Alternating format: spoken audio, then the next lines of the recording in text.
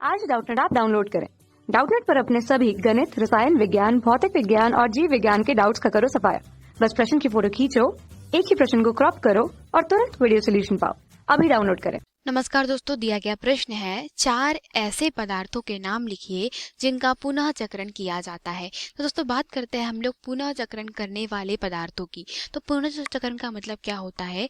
पुनः चक्रण का मतलब यह होता है कि हमने कोई वस्तु या पदार्थ का क्या किया, उपयोग किया, ठीक है, और वस्तु अब कैसी हो गई है, अनुपयोगी हो गई है। मतलब अब आप उस वस्तु का उपयोग नहीं कर सकते, तो यह कैसी हो गई है, अनुपयोगी हो चुकी है। तो अब इस अनुपयोगी वस्तु को क्या करते हैं दोस्तों, फिर से लायक बनाने के लिए क्या करते हैं, आप इसका पुनर्चक्रण विधि का उपयोग करते हैं और फिर से इस अनुपयोगी वस्तु को क्या करते हैं दोस्तों, उपयोगी बनाने की प्रक्रिया ये होती है पुनः चक्रण।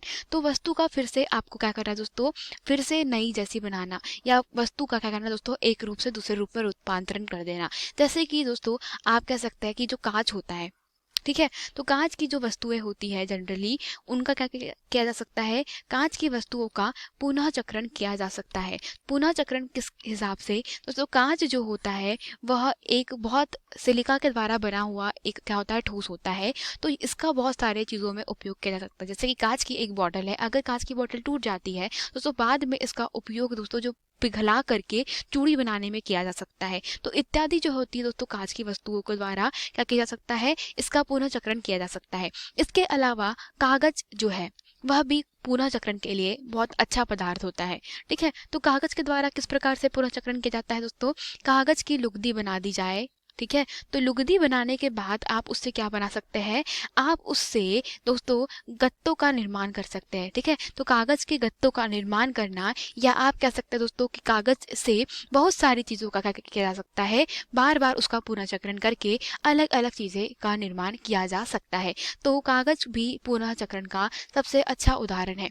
इसके अलावा दोस्तों धातु का आप कह सकते हैं यह सबसे अच्छी उदाहरण होती है किसका, पुनः चक्रण करने के लिए। जैसे कि दोस्तों आपके घरों में एल्यूमिनियम और पीतल के जो बर्तन होते हैं, तो एल्यूमिनियम और पीतल के बर्तन एक बार खराब होने के पश्चात आप उनको बार बार उपयोग में ला सकते हैं। इसीलिए दोस्तों एल्यूमिनियम जैसी जो चीज़ें होती है, एल्यूमिनियम के बर्तन, पुराने ज़माने में आपने देखा होगा कि हमारे जो पूर्वज थे वो एल्यूमिनियम की चीज़ें ज़्यादा प्रिफर करते थे, ना कि स्टील की, ठीक है। तो धातु का भी क्या किया जा सकता है, पुनः चक्रण आसानी से किया जा सकता है। इसके अलावा दोस्तों कपड़े जो है, ठीक है, तो कपड़ों का भी आप क्या कर सकते हैं, कपड़ों का भी आप पुनः चक्रण कर सकते हैं। वो कैसे, बचे हुए कपड़ों का दोस्तों आप गद्दा, तकिया, या आप कह सकते हैं दोस्तों पैर पोछने के लिए जो आपके घर में पैरदान लगे होते हैं, या आप उसकी कुछ भी करके दोस्तों हम कह सकते हैं उसको नए रूप में क्या करते हैं, ढाल सकते हैं। तो कपड़ों का भी पुनः चक्रण बहुत आसानी से किया जा सकता है। तो दोस्तों ये जो हमारे पास विचार उदाहरण थे किसके लिए थे, यह पुनः चक्रण के लिए थे, ठीक है। तो यही हमारे प्रश्न का उत्तर हो जाएगा। धन्यवाद।